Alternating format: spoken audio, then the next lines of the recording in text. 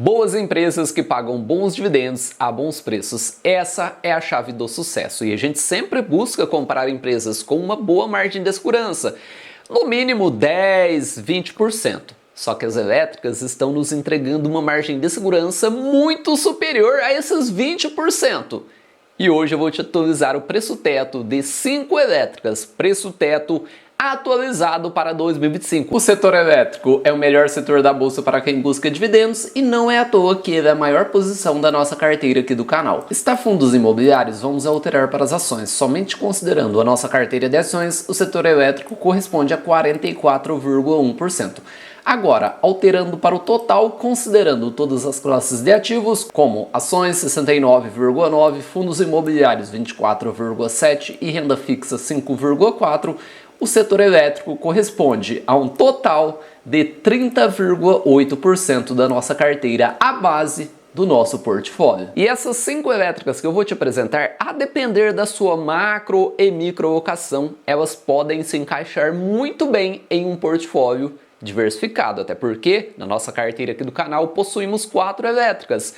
Dentro do próprio setor elétrico a gente consegue uma boa diversificação, como geradoras, transmissoras e distribuidoras de energia, ou até mesmo empresas que atuam nessas 3 pontas do setor elétrico. E vamos iniciar com uma elétrica que dificilmente nos dá boas oportunidades utilizando o método Bazin. Essa elétrica é a Engie. Engie potencializou os dividendos do investidor de longo prazo e posteriormente você irá observar o motivo. O histórico de dividendos que você vê não é o mesmo histórico do investidor de longo prazo. Ela desvaloriza 14% nos últimos 12 meses, abrindo essa boa janela de oportunidade. Engie, que há muito tempo não passava por uma forte correção. E quando observamos o método Bazin, enxergamos uma excelente margem que dificilmente apareceu nos últimos 5 anos. Olhando o dividend yield 7,63. E sabe por que os dividendos do investidor de longo prazo foram potencializados? Em 2018, a Engie fez uma mega bonificação. Uma bonificação que deu uma ação para cada 4 ações que o investidor possuía no portfólio. Uma bonificação de 25%. A Engie, de acordo com a média dos últimos 5 anos, com o preço teto atualizado para 2025, média de 2,41 e com o yield que o método prega, chegamos a um preço teto de R$ 40,23, uma margem de segurança de 15,3%. Bombeiro, 15% você considera uma boa margem? Sim. Para a Engie, é uma excelente margem de segurança. Como eu disse, dificilmente essa empresa nos dá boas oportunidades utilizando o método Bazin. E caso você queira entender um pouco mais do método Bazin, vou deixar passar aqui o vídeo que eu mostro na prática como a gente calcula o preço teto método Bazin. Segundo ativo, ISA Energia desvaloriza 15%, dividend yield de apenas 3,48%, como assim, bombeiro? Apenas 3,48%? Como é calculado o dividend yield? Total que a empresa pagou nos últimos 12 meses dividido pela cotação atual. A empresa anunciou rendimentos em 2024, esse rendimento será efetuado em 3 parcelas. E cada parcela na cotação atual está representando aí 3,48. Se somarmos as 3 parcelas, estamos falando aí de um yield próximo aos 10%. Se você olha somente para esse indicador, é óbvio que você irá se decepcionar no momento. Só que quando olhamos para o que realmente interessa, para os últimos 5 ou até mesmo a média histórica, observamos que a empresa se encontra com uma média de 8,45, uma excelente média, e não é à toa que ela está presente na nossa carteira aqui do canal, uma das maiores posições do setor elétrico.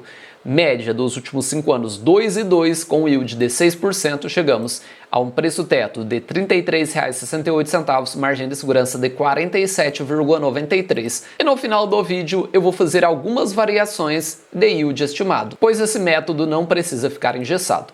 Próxima empresa, CPFL CPFE3, uma excelente elétrica, uma elétrica que também dificilmente nos dava boas oportunidades, desvaloriza 8% e quando olhamos para o dividend yield ele está em 8,7%.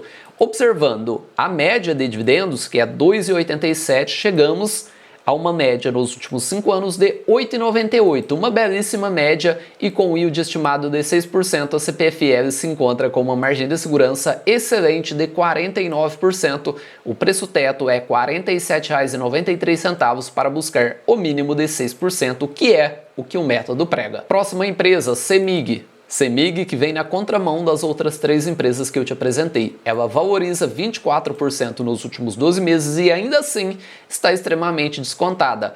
Olhando para o dividend yield, ele está em 13,59 e na CEMIG aconteceu o mesmo caso que aconteceu na ENGIE, só que de uma forma mais forte. Se considerarmos de 2020 a 2024, a empresa fez 4 bonificações. 2020, 4,11, 2021, 11,5 e 2 bonificações, na verdade 2 mega bonificações de 30%, 2022 e também 2024. Vamos imaginar que o investidor iniciou com 1.000 ações em 2020. 2020, no próprio ano, ele chegou a 1.041 ações, 2021, 1.160 e finalizou 2024 com uma quantidade de 1.961 ações sem fazer absolutamente nada. E vamos fazer da mesma forma que fizemos na ENGIE. Em 2024, ela pagou R$ 1,43. Vamos pegar a calculadora, 1,43 vezes 1.000 ações.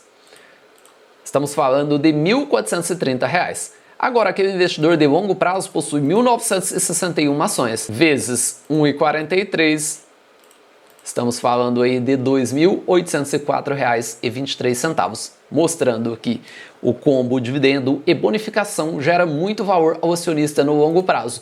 E mesmo com toda essa valorização, a CEMIG se encontra com uma das maiores margens do setor elétrico, com um yield estimado de 6%, chegamos a um preço teto de R$ 20,12, 90,6% de margem de segurança.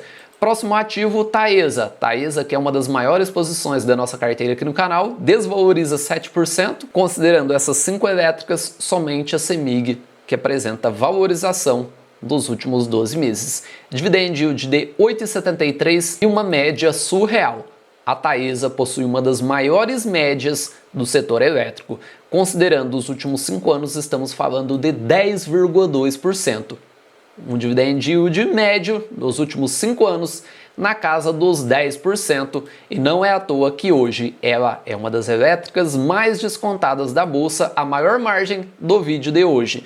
Para buscar o mínimo de 6% com a média dos últimos 5 anos, estamos falando de R$ 3,80, com yield de 6%, chegamos a um preço teto de R$ 63,38, uma margem de segurança de 95,6%. E agora vamos fazer algumas variações de yield estimado. O método prega 6%, só que a gente não precisa ficar engessado no mínimo de 6%. A primeira variação será com yield estimado de 7%. Observem que são os mesmos dados, a mesma média dos últimos 5 anos, lançando o código da empresa. Aqui a cotação atualiza de forma automática.